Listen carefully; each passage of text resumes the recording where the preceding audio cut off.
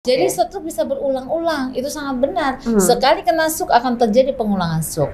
Makanya target pengobatan stroke ada 3. Kan kita nggak tahu nih bakal terstroke apa enggak ya. Kadang-kadang tuh jatuh kepleset, kamar mandi itu sering kejadian. Itu gimana kasus begitu tuh, Dok? Ini hoax yang harus saya luruskan lagi. Gimana tuh, Dok? Stroke itu bukan karena jatuh.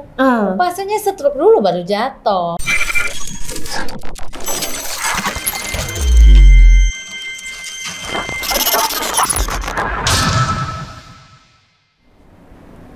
Assalamualaikum warahmatullahi wabarakatuh. Tabi pun. Ya pun. Pemirsa, senang sekali saya Novi Balga bisa hadir lagi dalam program kita Tanya Dokter.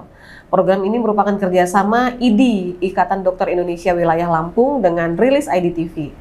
Kita masuk di episode yang terakhir, sayang sekali ya, tapi mudah-mudahan nanti akan lanjut lagi kerjasama dengan IDI di bulan-bulan berikutnya. Dan di episode terakhir ini pamungkasnya adalah dokter yang memang udah kita tunggu-tunggu. Beliau adalah Dokter Zam Zanaria, spesialis neurologi, MKes. Halo, Dok. Halo, Kakak. Akhirnya sampai juga. Iya.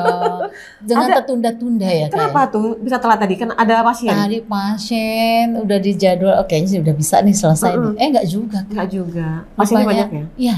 Setiap hari di mana, Dok, ketemu? Advent 3 lokasi. Oke. Oh. Yang pertama di Rumah Sakit Geraha Husada. Itu dari jam berapa sampai jam berapa? Dari pagi, kemudian malamnya juga ada. Oke. Kemudian di Advent dari pagi, tapi setelah Geraha ya. Oke. Sampai sore. Sampai sore. Kemudian di klinik. Kalau klinik subuh-subuh. Pagi maksudnya Kak, paling pagi lah ya, jam 6:30. Serius? Iya. Oh, luar biasa loh. 6:30 dokter orang masih tidur, kita sudah bergerak. Masya Allah. Kemudian sore Kakak, setelah dari Advent. Setelah dari Advent. Jadi istirahatnya kapan tuh? Kayaknya di rumah sakit deh Kak. Di rumah sakit ya. Jadi oke. Sekalian itu bekerja, praktek itu ibadah Kak. Ibadah, refreshing. Minggu libur?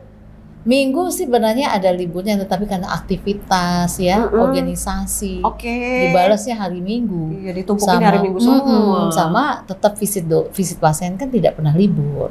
Yang gitu. Rumah sakit ya Kak. Itu kalau kita si pasien pengen ketemu sama Dokter Zam bisa pilih ya? Bisa. Di mana aja. Di mana aja? Iya, Advent, Geraha, klinik ZNC, Zam Neurocenter. Luar biasa. Belum klinik apotik Zam Neurocenter. Oke. Nah, tema kita hari ini adalah deteksi sejak dini, waspada stroke. Kalau udah bicara stroke itu sesuatu yang momok yang menakutkan. Kenapa ya, Dok? Ya, sebenarnya mulai pertanyaan pertama nih, dokter. Penyebab stroke itu apa sih, Dok? Iya, stroke itu tadi kan momok ya. Setelah didata secara dunia maupun nasional, dia nomor 1 penyebab kematian. Iya? Seluruh dunia? Iya, maupun nasional ya. Nah, kemudian stroke itu apa sih penyebabnya? Nah, sebelum kita tahu penyebab, kita harus tahu dulu stroke itu apa sih, gitu kan? Apa itu stroke? Nah, stroke itu kalau ada gangguan defisit vokal, artinya apa? Tiba-tiba lumpuh, tiba-tiba mencong, tiba-tiba nggak bisa ngomong, tiba-tiba buta, tiba-tiba muter, tiba-tiba kejang, tiba-tiba tidak sadar, tiba-tiba lupa ingatan. Secara mendadak itu namanya defisit vokal. Atau tidak sadar namanya defisit global ya. Yang lebih dari 24 jam kejadiannya masih bertahan, ya masih lumpuh dalam 24 jam lebih masih begitu, dan dicari-cari penyebabnya nggak ada kecuali satu-satunya vaskuler. Kok tahu satu-satunya karena vaskuler, karena gangguan pembuluh darah? Ya karena kita telusuri ada darah tinggi, ada faktor risikonya, gitu. Itu yang disebut stroke tadi. Tapi bukannya ke rata-rata nih, kalau stroke itu karena tensi tinggi, enggak juga ya? Enggak juga. Faktor risiko stroke banyak Kak. Misalnya apa tuh selain? Ada 2 kita pecah ya, yang modified, non-modified. Yang tidak bisa kita modifikasi, artinya nggak bisa kita perbaiki nih faktor risiko ini. Yang kedua yang bisa kita perbaiki. Yang nggak bisa kita perbaiki apa? Usia. Usia 65 tahun ke atas faktor risiko bisa jadi stroke. Kemudian ras. Ya, ras juga orang kulit hitam itu berpotensi secara penelitian ya, secara statistik. Kenapa ya, Dok? Nah ini dianggap sih kaitannya dengan genetik dan hormon. Kemudian wanita lebih banyak jenis kelamin. Wanita lebih banyak dari laki-laki. Iya. karena Gitu. hormonal ya. Oke. Yang keempat, jadi nggak bisa kita rubah kan jenis kelamin nggak bisa Iya, kita betul. rubah. Umur Kemudian juga. ini usia nggak Usia. bisa, ras nggak Iya. bisa, tentang kulit hitam banyak kejadian stroke. Udahlah saya pindah ras kan nggak bisa Iya, ya. iya, iya. Nah Iya, jadi betul. 3 faktor ini faktor yang non modified yang nggak bisa kita rubah. Mm-mm. Yang kedua faktor modified, faktor risiko stroke yang bisa kita rubah. Satu yang mayor, darah tinggi. Mm-mm. Darah tinggi ini berdiri sendiri, nggak usah ada temen-temennya, Iya. risiko kuat stroke. Oke. Kemudian kencing manis. Kencing manis juga mayor, dia berdiri sendiri, nggak usah ada darah tinggi, nggak usah ada apa-apa, dia Bisa bikin berisiko stroke. penyebab stroke. Mm-mm. Kemudian ketiga kolesterol, Mm-mm. keempat kelainan jantung, kelima kelainan darah, ya. Keenam obesitas. Obesitas, Ya, orang gemuk oke. juga berisiko walaupun dia minor ya. Oke, oke. Ketujuh merokok, ya. Hmm. Kedelapan obat-obatan. Ya, jadi banyak faktor risiko Alkohol stroke. termasuk nggak? Alkohol faktor risiko stroke, narkoba faktor Oh. risiko stroke ya. Jadi orang yang berpikir bahwa hanya darah tinggi penyebab stroke, nah mudah-mudahan hari ini sudah bisa ada terbuka. pencerahan ya. Oke. Ada pencerahan ya kak ya. Oke, ternyata banyak penyebab stroke itu bukan Iya. karena tensi tinggi aja Iya, ya. iya. Makanya ada pasien datang, dok, ini kok stroke, orang tensinya normal. Oh, iya, betul itu. Kan suka begitu. Iya, iya. Pas ditelusuri, oh ada kelainan jantung, Oh. gangguan pompa jantung menyebabkan plak di jantung lepas ke otak. Dampaknya di otak jadi nyumbat dan akhirnya stroke pasiennya. Nah, Dok, yang pertanyaan juga tuh. Terjadinya stroke itu karena apa? Apa yang terjadi gitu, Dok? Ya, jadi kan tadi faktor risiko adalah faktor yang berisiko menyebabkan pasien bisa jadi stroke. Oke. Tadi udah disebut. Nah, apa yang terjadi pada kasus stroke? Ada 2, yaitu nyumbet di otak, di pembuluh darah otak. Yang kedua pecah pembuluh darah otak. Jadi tipe stroke-nya ada 2, ada sumbatan, ada pecah pembuluh darah di otak. Tipe sumbatan kita pecah 2 juga. Ada yang nyumbat di pembuluh darah otaknya sendiri asal sumbatannya. Jadi ini pembuluh darah di dalam otak nih kak. Ada plak nempel, lama-lama nempel-nempel, tek nutup dia. Akhirnya aliran darahnya nggak lancar, stroke pasiennya. Ada juga sumbatan yang pembuluh darahnya bagus di otak. Tapi ini sumbatan plaknya datang, tek nutup. Namanya sumbatan emboli. Infark emboli. Dan biasanya sumbatan yang datang ini dari mana? Dari jantung. Namanya kardioemboli. Dari pembuluh darah besar karotis, namanya tromboemboli. Dari pembuluh darah di mana-mana, bila lepas ke otak namanya sumbatan emboli. Nah, karena sumbatannya bukan dari pembuluh darah dari otak sendiri, tapi dari tetangga-tetangganya. Iya, ternyata ya. Itu tipe sumbatan. Kalau tipe perdarahan juga dibagi ada 2 kak. Satu perdarahan intracerebral. Perdarahan intracerebral ini apa? Pembuluh darah ini, otak kita ini kan kiri kanan. Di dalamnya pembuluh darah ribuan cabang, banyak. Nah, bila dia pecah di salah satu sisi otak, dia ngegumpal dan ini apa? Membuat istilah saya hematom, apa bahasa Indonesianya? Membuat bekuan darah. Membeku di dalam tengah otak, maka kita sebut intracerebral. Baik otak kanan maupun otak kiri. Tetapi ada juga stroke pembuluh darah yang di pembungkusnya. Jadi ini otak, ada yang ngebungkus otak, namanya selimut otak, ini mening namanya. Itu pembuluh darahnya juga bisa pecah dan dampaknya darah yang pecah itu lari ke 2 otak, jadi masuk ke sisi otak. Namanya stroke subarachnoid. Itu yang bikin jadi lupa. Iya dong, bukan hanya lupa kak, nggak sadar. Sadar ya dok ya. Koma. Iya dok. Itu sampai ada loh yang sampai bertahun-tahun begitu stroke. Oh namanya. iya dong. Itu stroke namanya. Iya, itu karena tentu harus ada nanti tahapan kita ya, pengobatan dan lain-lainnya ya, gejala klinis yang nanti akan kita bahas lanjut.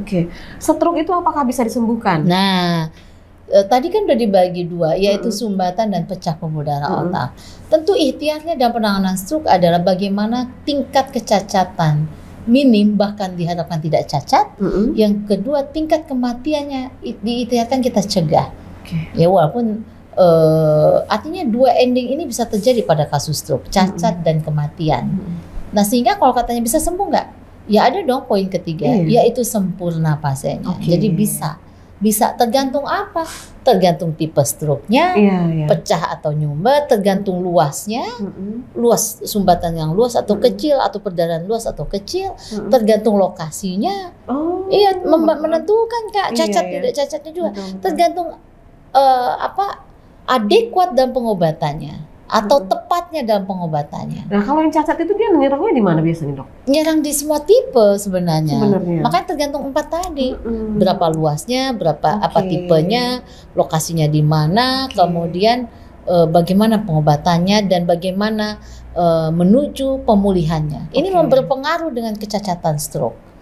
Gitu. Dan itu dia nyerangnya juga, almarhum ibu saya juga meninggal karena stroke ya. Pertama menyerang di mata. Sembuh berapa bulan. Terakhir kedua menyerang di mulutnya mencong. Orang bilang kalau udah stroke ketiga, serangan ketiga tidak tertolong lagi. Benar sih terjadi, tapi apakah benar begitu? Enggak, itu hoax. Jadi stroke bisa berulang-ulang, itu sangat benar. Sekali kena stroke akan terjadi pengulangan stroke. Makanya target pengobatan stroke ada 3. Yang pertama fase akut mencegah jangan memburuk stroke-nya. Setelah fase akut kita bicara fase memulihkan stroke. Target poinnya adalah ya ending yang terbaik ya tentu pulih sempurna. Ya, kan target kan dalam pemulihan stroke ada 3 nih. Pulih sempurna, cacat, meninggal, ya kan? Nah kita kan berharap pulih sempurna dong. Nah target ketiga adalah mencegah jangan stroke lagi. Karena sekali kena stroke akan berulang stroke ini. Oh memang begitu? Berulang. Bisa 10 kali, kanan kiri bisa 10 kali. Kenapa kok bisa berulang? Ya karena resiko faktornya nggak ditangani, nggak diobati. Oleh sebab itu memang dalam penanganan stroke, setelah fase ketiga dalam pencegahan stroke adalah mengobati pasien seumur hidup dengan mengelola faktor risikonya untuk mencegah jangan stroke kembali. Itu caranya dok? Yaitu semua faktor risikonya diobati. Ada darah tinggi, minum obat darah tinggi seumur hidup. Ada kencing manis dikendalikan seumur hidup dengan obat maupun diet yang baik. Ada rokoknya berhenti. Kolesterolnya dikendalikan. Usia yang nggak bisa kita kendalikan kan, tadi usia tua ya. Jadi faktor risikonya dikendalikan, kemudian tentu pola hidup sehat ya, baik makanan yang sehat, bergizi maupun aktivitas yang tidak berlebih, tidak lelah, tidak capek dengan pola makan, pola olahraga yang dan tentu hidup sehat. Ya. Semua pikiran juga dok. Nomor satu itu nggak boleh stres. Ya, di dalam jiwa sehat tentu ada tubuh yang sehat. Sebaliknya, di dalam jiwa yang tidak sehat, tubuh sehat tidak jadi sehat. Apalagi tubuh tidak sehat, organ tidak sehat, jiwanya nggak sehat, tambah nggak sehat ya. Betul kakak, benar. Stres memicu dalam kondisi sakit. Hati-hati tuh ya. Bisa semua penyakit bisa berawal dari situ. Iya, betul kak. Nah terus sekarang gini loh, kita bicara bagi mereka yang sudah tensinya selalu tinggi misalnya, atau dia ada diabetes gitu. Apa yang harus dia lakukan supaya, kan kita nggak tahu dia bakal terstroke apa enggak ya. Kadang-kadang tuh jatuh kepleset. Kamar mandi itu sering kejadian. Itu gimana kasus begitu tuh dok? Ini hoax yang harus saya luruskan lagi. Gimana tuh dok? Stroke itu bukan karena jatuh. Pasiennya stroke dulu baru jatuh. Gitu loh. Kan pasien banyak, dok ini nggak jatuh loh. Tiba-tiba lumpuh sebelah, padahal nggak jatuh. Memang stroke bukan jatuh penyebabnya, tetapi ada risiko faktor tadi. Nah yang terjadi pada kasus stroke, pasiennya nyumbat dulu di otak, pembuluh darah otak. Akhirnya kan lumpuh, otak kanan tersumbat, akhirnya lumpuhlah tangan dan kaki kiri. Dia berlawanan ya? Iya, kan menyilang dia kan. Iya. Otak kanan mensarapi sisi kiri, otak kiri mensarapi sisi kanan. Misalnya otak kanan tersumbat, dampaknya di daerah motorik yang terkena, maka pasien tiba-tiba lumpuh mencong. Ya. Nah, kalau lumpuh wajar nggak dia terjatuh? Jatuh dong. Nah, kadang-kadang keluarga pasien menemukan pasien terjatuh, jadi stroke, padahal dia jatuh dulu gara-gara dia nyumbat di otak lumpuh. Ya kan namanya lumpuh sebelah pasti jatuh dong. Jadi tidak bisa dikendalikan, makanya jadi jatuh. Jadi bukan dia jatuh jadi stroke, tapi stroke dulu baru dia terjatuh. Nah terus gini dok, ada juga ya mitos atau apa ya, kalau minum lebih baik air hangat untuk ngencerin darah. Betul nggak sih dok? Itu hoax namanya. Itu gimana? Ya nggak ada mau minum hangat, dingin ya, nggak ada korelasinya dengan pengencer darah, mengencerkan darah ya. Tetapi dengan minum jumlah yang banyak pada orang yang sehat tentu sangat dibutuhkan untuk kebutuhan cairan dari tubuh kita. Dingin pun nggak apa-apa berarti? Asal cocok. Karena ada juga yang minum air dingin kan nggak cocok. Iya betul. Ya kan? Ada lagi udah usia kita udah 50 tahun ke atas jangan minum air dingin. Nggak apa-apa juga. umur 100 tahun juga kalau memang cocok Sanggup. PNS ya boleh-boleh saja. Oke. Tetapi kan tetap yang namanya usia tua tentu sudah berbeda Betul. organnya. Dan yang tadinya biasa saja dengan air dingin, tiba-tiba minum air dingin sensitif. Nah ini yang dijaga. Yang dijaga. Kenapa pada usia-usia tua harus lebih terjaga soal pola makan dan lain-lain. Oke. Boleh, bisa nggak sih orang yang menderita sakit hipertensi atau dan lain-lainnya yang bisa menjadikan stroke itu, dia mendeteksi dirinya sendiri, ini kok rasa-rasa nggak enak, gue bakal stroke nih, bisa nggak? Nggak bisa. Nggak bisa ya? Tetapi resiko faktornya bisa kita deteksi, yaitu tadi darah tinggi. Oh. Kan kita udah tahu darah tinggi, udah kecil, tapi udah tahu warning darah tinggi penyebab stroke. Gitu Oke. kan? Sehingga saya harus kendalikan, minum obat darah tinggi dan tensi harus normal. Biar apa? Mencegah ikhtiar saya jangan stroke. Oke. Nah. Kalau tensi itu paling tinggi berapa? Normalnya 130/80. Di atas itu sudah disebut tinggi, baik di atas yang 130 maupun di atas yang di 80 yang diastol. Oh gitu. Ya. Tapi Normalnya segitu. kenapa tapi ada? Kembali lagi ke almarhumah ibu saya. Tensinya sampai 180 masih bisa jalan. Nah, Kayak nggak berasa apa-apa. itu Tapi ada yang 160 udah oleng. Nah, itu kenapa, betul, Dok? itu individu masing-masing. Bagaimana defense dari tubuh pasien masing-masing, pertahanan diri dari tubuh. Ada pasien dengan tensi 15 sudah tubuhnya bagus. Itu tubuh bagus malah. Ada yang nggak beres di badannya, walaupun dalam jumlah kenaikan yang ringan, dia sudah nggak nyaman. Itu tubuhnya bagus banget, pertahanan tubuhnya. Ada orang 200, 250 nyantai aja. Iya. Artinya alarm tubuhnya nggak jalan ini. Masa tensi 200 nyantai-nyantai saja? Sebenarnya lebih bahaya itu ya? Ya iya dong, totonya beletak jatuh. Iya, Pas di betul. tensi, 200. Betul. Saya nggak pernah, keluarga saya, ibu saya nggak pernah ada darah tinggi dokter. Baru ini tensi 200. Padahal belum pernah mengecek tensi. Mungkin saja sehari-hari tensinya 200, Iya. 170, 180. Ya kan, kenapa? Nggak ada keluhan. Betul. Tubuhnya nggak ada alarm. Yang bagus itu pasien cuma 150, 14 udah sakit kepala. Kan pasti ini alarm kan? Iya. Tensi, kok tinggi? Gitu loh. Kalau udah begitu bagusnya gimana, Dok? Ya minum obat dong, dikendalikan dong darah tingginya. Gitu. Ada yang gini Kak, biar untuk masyarakat ya yang pemirsa ya yang mengikuti acara hari ini, bagaimana sih mendeteksi bahwa ini kecurigaan kita stroke? Itu bisa tuh. Itu gimana caranya? Apa? Ya tentu tanda gejala yang sudah harus kita lihat. Bahasa jembatan keledainya biar mudah bagi masyarakat adalah segera ke RS. Itu gejalanya stroke.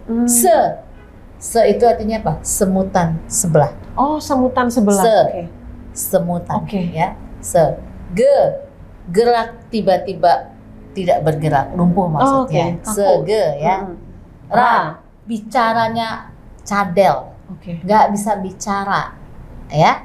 Nah, segera. Ke ya. Kebas ya. Tadi kebas. Nggak berasa. Betul. Segera ke. R, rabun. Mata tiba-tiba rabun. nggak bisa lihat ya, atau rabun tiba-tiba kok ini ya. Beda sama pasien yang pakai kacamata ya. Dia tadinya matanya jelas melihat, tiba-tiba kok nggak kelihatan nih ya. Orang kan masuk ke dokter mata padahal stroke ya. Oh iya. Segera ke RS. R apa sih tadi? Iya, segera ke-nya udah RS yang belum. R kan rabun. Rabun S sekarang. S itu apa ya? Kok saya jadi lupa sendiri? Maksud saya ini jembatan keledai untuk masyarakat lah ya. Kalau udah melihat tanda-tanda segera ke RS, apa yang harus dilakukan? Ya segera ke RS juga. Gejalanya. Tapi tindakan paling sederhana yang bisa dilakukan nggak harus ke RS, misalnya harus ngantri besok-besok. Harus segera, nggak bisa. Stroke, masyarakat bila kejadian stroke tadi gejalanya segera ke RS itu muncul pada keluarga kita, tetangga atau saudara kita. Maka apa harus dilakukan dokter? Segera ke rumah sakit. Itu harus dilakukan. Jangan ditunda. Ya, atau ngeluarin darah dari jempol, dari jari yang mana, Dok? Itu hoax. Oh, itu hoax ya? Iya, itu hoax. Nggak Astaga. boleh, ya. Jangan melakukan itu ya. Kemudian apa yang dilakukan kalau pasiennya tidak sadar di rumah? Tinggikan kepalanya sebelum bawa ke rumah sakit ya. Tinggikan kepalanya, longgarkan bajunya, jangan kencang dia, biar bernafas dengan baik. Kemudian siapkan mobil kita. Kita kan nggak ada peralatan apa-apa, nggak ada oksigen di rumah. Langsung bawa ke rumah sakit. Kalau sadar sama, udah tenang bawa ke rumah sakit. Ringan dokter, sama. bawa segera ke rumah sakit. Kenapa? Ini fase akut stroke. Fase di mana stroke baru terjadi dan bisa memburuk. Sehingga ikhtiar kita dalam penanganan fase akut stroke adalah bagaimana pasien dirawat untuk mencegah jangan memburuk stroke-nya. Kalau sumbatan fase akut itu 7-10 hari. Artinya datangnya tangannya lemas dengan kekuatannya masih begini, besok-besok masih bisa 0. Bisa memburuk dia. Gitu. Kenapa pada fase akut wajib kita rawat? Walaupun hari pertama dia bilang cuma kebas dokter, ringan. Kadang-kadang di instansi kesehatan di rumah sakit itu kadang-kadang melihat pasien ringan pulang aja. Itu salah, nggak boleh begitu. Ya. Itu sebenarnya udah tanda-tanda itu dokter UGD pasti sudah sangat paham tentang itu. Tidak mungkin dia memulangkan pasien dengan fase akut stroke. Walaupun gejalanya ringan, walaupun cuma semutan sebelah, walaupun cuma baal dan dia jalan-jalan biasa saja. Tapi dia merasa baal semutan sebelah mendadak baru kejadian. Maka indikasi rawat inap. Tujuannya tadi mencegah jangan terjadi perburukan stroke. Karena dengan defisit yang berat sama defisit yang ringan, tentu memulihkan stroke-nya lebih enak yang ringan.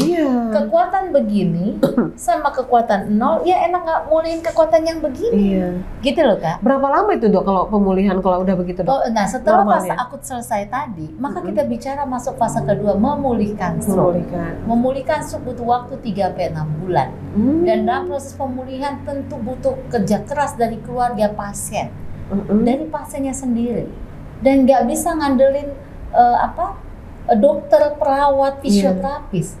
Karena tangan dan kaki kita nempel di diri kita. Gangguan defisitnya ada di badan kita. Maka yang bisa memulihkan adalah kita dengan ikhtiar, kerja keras, dengan distimulasi dengan obat. Artinya kalau dia lumpuh, exercise terapi berlatih, bergerak, dilakukan setiap saat. Itu yang harus dilakukan oleh secara mandiri ya? Secara mandiri. Karena apa? Kita ke rumah sakit, kita lakukan fisioterapi, biotermi, penghangatan TENS, itu mensupport saja. Karena kan waktunya singkat, paling 15 menit, 30 menit. Tapi, masa sisanya di rumah tidur? Iya betul. Emang begitu mau pulih stroke? Ya nggak bisa dong. Stroke dipulihkan dengan stimulasi setiap saat. Kalau gangguannya motorik, lumpuh, maka gerakan aktif ini lumpuh nggak bisa gerak, kita latih gerak terus setiap saat, bukan tiap pagi. Jadi kalau ada waktu, sesering mungkin kerjakan dalam fase 3-6 bulan dengan distimulasi tentu dengan obat. Fisioterapi rumah sakit mensupport, bukan menjadi utama. Ya, jadi jangan sampai kita antri di rumah sakit sudah berjam-jam, masuk ke fisioterapi 15-30 menit, pulangnya sampai rumah kecapean tidur.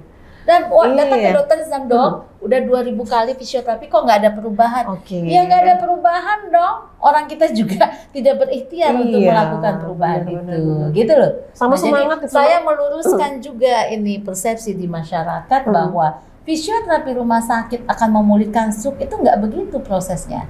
Fisioterapi rumah sakit mensupport, mendukung, tetapi pemulihan stroke tetap tergantung pada ikhtiar dari keluarga pasien dan pasiennya untuk melakukan exercise terapi secara mandiri, secara rutin, sesering mungkin, dan disupport dengan obat oleh dokter yang menanganinya. Dok, ada istilah stroke ringan, stroke berat ya dok ya? Kalau stroke ringan itu yang apa aja tuh? Nah, jadi disebut stroke ringan sedang berat itu satu pada saat kita lihat waktu baru kejadian bagaimana defisit vokal globalnya maupun bagaimana tanda vital. Tanda vital itu apa? Tensi, nadi, napasnya, kemudian suhunya. Itu tanda vital. Yang kita lihat lagi defisit vokalnya. Seberapa besar gangguan saraf vokalnya, lumpuhnya seberapa berat, kemudian bicara yang nggak bisa itu seberapa berat, tidak bisa bicaranya, sempoyongan ininya seberapa hebat, ya, kemudian lumpuh mendadak, sempoyongan, semutannya seberapa berat, rasa semutannya, ya, kualitas semutannya, dan kalau defisit global seberapa berat kesadarannya, turun kesadarannya, somnolenkah, soporkah, komakah. Nah ini yang menentukan kita pada saat baru kejadian, ini stroke berat. Nah setelah selesai fase akut, kita juga akan nilai lagi, ini stroke ringan apa berat. atau sedang. Dengan apa dokter? Ya gangguan fungsinya. Setelah fase akut, ini fungsinya berapa buruk sih? Iya. Nah, semakin buruk stroke-nya, fungsinya makin nggak gerak, 0. Dibanding yang gini, ya tentu yang 0 atau 1 ini kita bilang stroke yang berat. Walaupun pasien bisa bicara, walaupun sadar, tapi fungsinya berat. Karena tentu memulihkannya juga sulit dan butuh kerja keras, ikhtiar yang kuat. Iya, betul. Semangat dari pasien itu sangat menentukan ya. Nah, stroke pulih dengan semangat yang kuat, dengan ikhtiar yang kerja keras dari pasien dan keluarganya, dan tentu dengan support dari dokter dan tenaga kesehatan. Tetapi tentu penentunya yang kuasa ya, tentu Allah yang menentukan pemulihan, perbaikan dan kesembuhan. Tapi nggak bisa kita harapkan itu kalau kita tidak berjuang dan berikhtiar. Jadi doa dan ikhtiar satu paket bersama yang harus kita lakukan dalam penanganan stroke ini. Oke, dokter. Saya jadi penasaran tadi kok saya lupa sih yang S terakhir. Apa dokter? Iya. Sakit kepala hebat ya. Jadi bila mengalami sakit kepala hebat yang belum pernah dirasakan seumur hidupnya sehebat itu juga jadi warning kita. Itu muter-muter atau gimana? Nyut. Oh, ngenyut. Muter juga. Vertigo juga salah satu gejala stroke.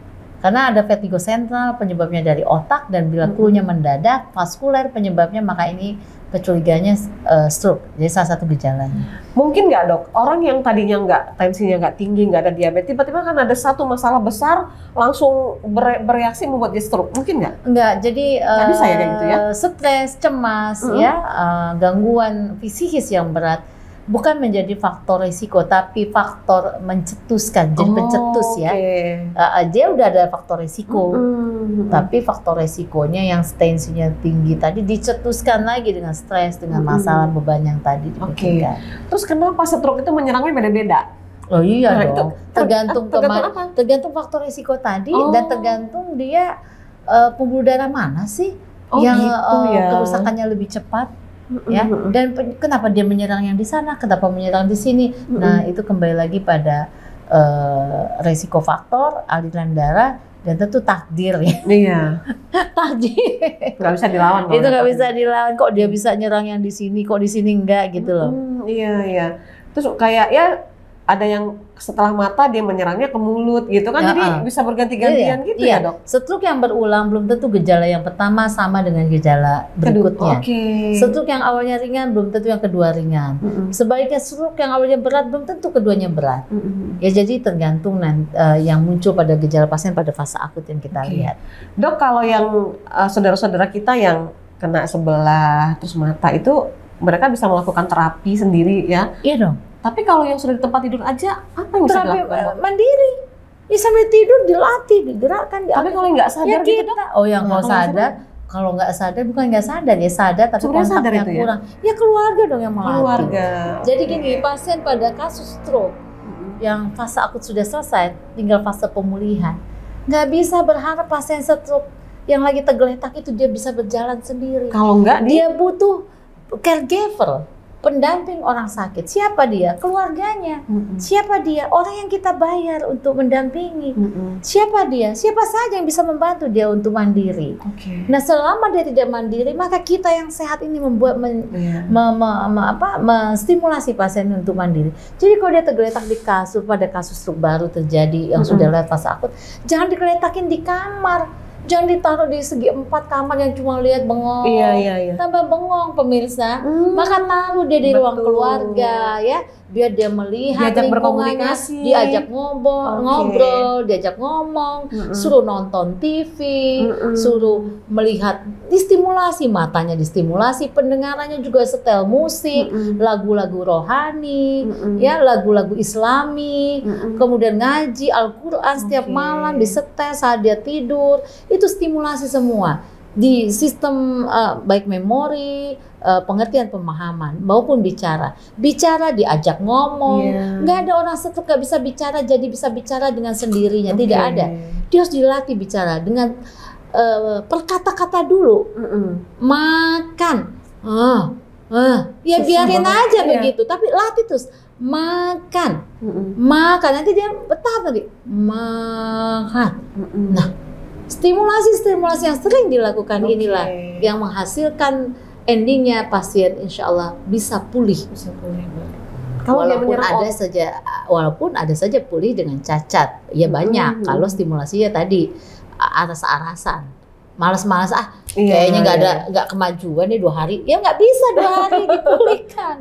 Kata dokter tadi 3-6 bulan kita harus sabar menstimulasi ya. Pasien yang tilah baring taruh di tempat ruang keluarga atau ruang TV biar dia terstimulasi. Kemudian tangan dan kaki yang lumpuh, yang belum bisa bergerak kita yang latih, yang sehat ya.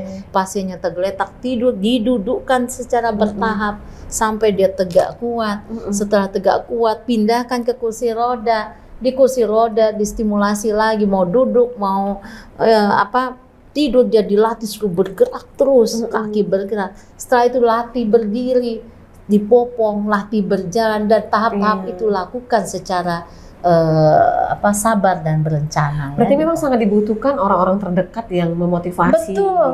Betul. Jadi salah kalau stroke pulih karena dokter, perawat, fisioterapis itu salah besar. Yang bisa memulihkan, kenapa? Pasien kumpul sama keluarga 24 jam. Sama dokter seminggu 10 hari sekali. Sama perawat apalagi. Ya sama kayak dokter ketemunya. Sama fisioterapis seminggu 2-3 kali, itu pun cuma 30 menit. Nah, hal mana yang meminta bisa pulih kalau begitu cara kita memulihkan stroke? Gitu loh. Mudah-mudahan dengan acara ini bisa mencerahkan bagi keluarga yang menghadapi, keluarga, tetangga atau siapapun yang mengalami stroke, bahwa stroke bisa kita perjuangkan, stroke bisa kita ikhtiarkan asal intervensinya dan penanganan awal sudah betul-betul sesuai SOP, asal keluarganya juga betul-betul berjuang untuk pemulihan stroke tadi, dan tentu semangat dari pasiennya yang harus dibangkitkan untuk pulih.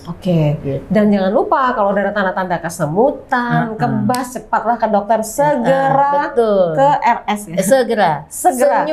Senyum mencong mendadak, senyum tadi ya, mencong ya, gerak lumpuh mendadak ya.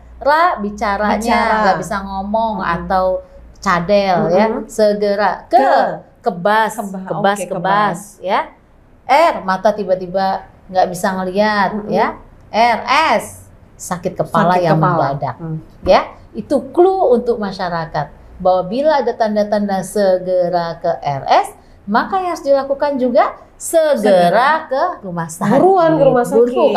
Jangan bawa di tidur nanti 4 hari lagi atau baru minum obat-obat ini, obat-obat warung. No, langsung pemirsa. Ya, tidak ada tidak ada tawar-menawar. Tidak ada tawar-menawar yang menghambat kita berangkat ke rumah sakit. Ya, karena ini fase akut. Nah, jangan juga ya, Kakak. Udah 2 tahun datang ke dokter, dok, ini lumpuh sudah 2 tahun, tolong dipulihkan. Nggak bisa. Nggak bisa ya.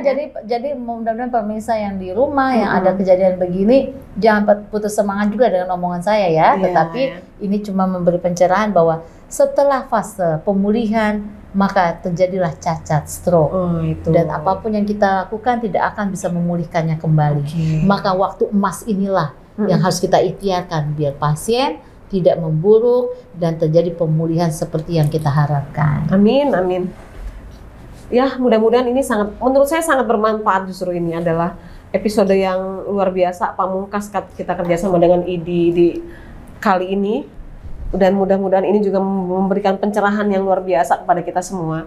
Usia-usia kita nih yang udah rawan ya. Jadi juga gini Kak, stroke itu bukan hanya untuk usia tua ya. Jadi muda juga usia muda bisa kena stroke. Ada pasien dokter umur 13 tahun kena stroke. Iya.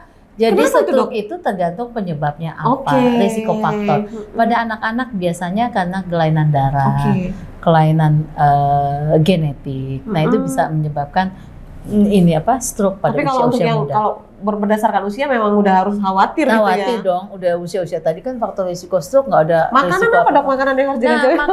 Nah, sekarang untuk pemirsa, makanan utama yang tentu harus kita makan adalah protein. Protein nutrisi yang baik untuk sel tubuh kita ya, baik usia sudah kayak seperti kita ya, atau masih muda-muda. Coba utama kayak orang barat di sana deh. makannya protein mereka ya. Jadi kalau kita kan makannya dari kecil, dari lahir udah dikasih karbohidrat, Betul, nasi, Iya. nasinya banyak, Iya, ayamnya betul. setengah, ayamnya potong sekecil. Yang penting nasinya banyak. Yang penting nasi banyak kenyang. Nah sekarang kita sudah rubah Oh gitu. berini kita, pola pikir kita. Mindsetnya dirubah. Mindsetnya sudah dirubah bahwa makanan protein menjadi makanan sehat untuk tubuh kita. Jadi dari kecil anak kita udah dididik untuk makan protein ya, apa telur, putih telur. Oh putihnya ya? Iya, itu putih Oke. telur kan sehat. Kalau telur itu bagus setengah matang atau matang? Sebenarnya tergantung masing-masing Oh, sih. nggak Tapi ada kalau masalah untuk ya. sehat dan tidak takut ada apa ya, kadang-kadang ada kuman-kuman yang nggak terlihat ya sebaiknya dimatangkan Matang, ya. Oke. Nah, Terus jadi telur. bakteri-bakteri yang nggak kelihatan itu kan kadang hidup di seputar sekitar-sekitar itu. Jadi dimatengin aja Biar ya. dibunuh sekalian ya. Tapi kalau mau setengah matang bisa oke Nggak juga apa-apa. Jadi ya. telur apalagi dok? Telur, putih telur. Putih telur. Ikan, makan ikan Oke. banyak-banyak. Ikan kali kayak ikan laut Ikan kayak. apa aja yang penting cocok ya. Mm-mm. Ayam, mau makan ayam, mau ayam boiler, ayam Oke. kampung ya tergantung kemampuan dan tergantung tubuh kita alergi atau tidak ya. Karena ada Oke. juga yang alergi ayam boiler Iya, Kak. iya. Ya Betul. kan? Ada yang makan ayam Alergi boiler, ikan laut ada alergi. juga. Ada. Jadi Jadi makan- tergantung tubuh kita, individual banget. Telur, ikan, tadi apa? Ayam, Ayam. Terus? ayam baiknya ya tanpa kulit ya. Oh iya, tanpa Kemudian, kulit ya. Ini daging, Hmm. daging merah, jangan daging lemak, daging protein, Oke. daging yang betul-betul merah, ya yang nggak ada Mau putih-putih, nggak ada lemak. mau dijadiin apapun yang penting daging itu. Oke. Nah, pola masak juga menentukan kandungan kolesterol, ya, jadi minyak-minyaknya diminimalisir. Oke. Santan-santannya. Gula sudah mulai singkirkan gula-gula itu ya. Kemudian santan-santan dikit ya, asal makan lah, jangan sampai tiap hari harus makan santan. Nah, Iya. itu ya. Nah garam. Kemudian asin untuk hipertensi sudah mulai dikendalikan, sudah mulai dikurangi. Bukan berarti nggak pakai Makan garam. orang kurang garam juga Malah nggak sadar. Iya, Pasien iya. dokter Zam masuk, wah nggak sadar, stroke. Kata diagnosa dokter misalnya. Pas kita cek, natriumnya cuma 100. Malah kurang garam. Kurang Oh. garam. Kasih garam, Oh gitu. gimana saya? Nah udah bisa ngomong. Oh, Jadi gitu. hati-hati juga. Jangan kurang garam, dokternya nggak sadar. Secukupnya. Iya, berarti. jadi Oke. makan secukupnya. Tapi memang untuk hipertensi dikurangi. Kemudian nasi, mie, tepung, roti makan, tapi nggak boleh berlebihan. Jangan mindset kita dulu masih kecil makan nasi sebanyak-banyaknya itu tetap kita apa? Tetap Lakukan. kita populerkan. Jangan, udah modern hari ini. Indonesia sudah menuju ke depan, Indonesia emas, generasi maju. Indonesia maju, generasi yang emas kan. Iya. Nah, generasi emas dicetak dari apa? Salah satunya makanan yang sehat. Nah, makanan sehat tadi coba kita mulai terapkan Ada ya. juga tuh kalau kebiasaan kita orang Indonesia belum merasa kenyangnya kalau belum makan nasi gitu. Makan iya, belum padahal udah makan bakso, mie Karena belum ayam. ketemu nasi ya? Udah makan semua karena kita dari kecil sudah dididik makan Oke. itu adalah makan nasi. Nasi. Nah, jadi mulai kita rubah mungkin Oke. mindset itu Oke ya. dokter, 1 menit terakhir apa yang dokter ingin sampaikan kepada pemirsa terkait dengan tema kita hari ini, deteksi sejak dini waspada stroke. Ya. Bagi pemirsa atau siapapun sahabat dari Rilis TV. Rilis TV Uh-uh. yang paling keren banget nih Rilis TV ya. Kalau ada tanda-tanda yang Dr. Zam sebutkan dan mendadak clue-nya, maka jangan banyak berpikir, jangan mendengar kata tetangga, kata saudara, kata ini, kata itu, karena yang bicara bukan ahlinya di bidang medis. Oke. Maka lakukanlah ikhtiar kita, berjuang, bertarung untuk melawan penyakit kita, masuk ke rumah sakit. Nanti rumah sakit yang akan mengikhtiarkan bersama-sama dengan keluarga memperjuangkan insya Allah kehidupan maupun kesehatan pasien. Amin, Khususnya amin. untuk kasus stroke yang saya sampaikan hari ini. Sayangi diri ya. Sayangi diri, cintai diri, dan hidup sehat. Pola hidup, pola makan, pola tidur, pola stres. Untuk hidup Itu lebih harus lama kita ya, jaga. Dok? Untuk hidup lebih lama dan Amin. lebih cantik dan menarik. Amin. Kalau kita hidup sehat sampai tua kan bisa Iya. menambah pahala, bisa melakukan hal baik. Asal jangan nambah dosa juga Nah, ya. jangan. Dokter terima kasih loh. Iya, Luar iya. biasa loh Dokter Zam Zanaria, spesialis neurologi MKes. Deteksi sejak dini waspada stroke. Kalau mau ketemu Dokter Zam itu prakteknya di Rumah Sakit Advent, Rumah Sakit Geraha, dan Zam Geraha Neuro Usada. Center Apotek. Di mana itu? Di Waihalim deket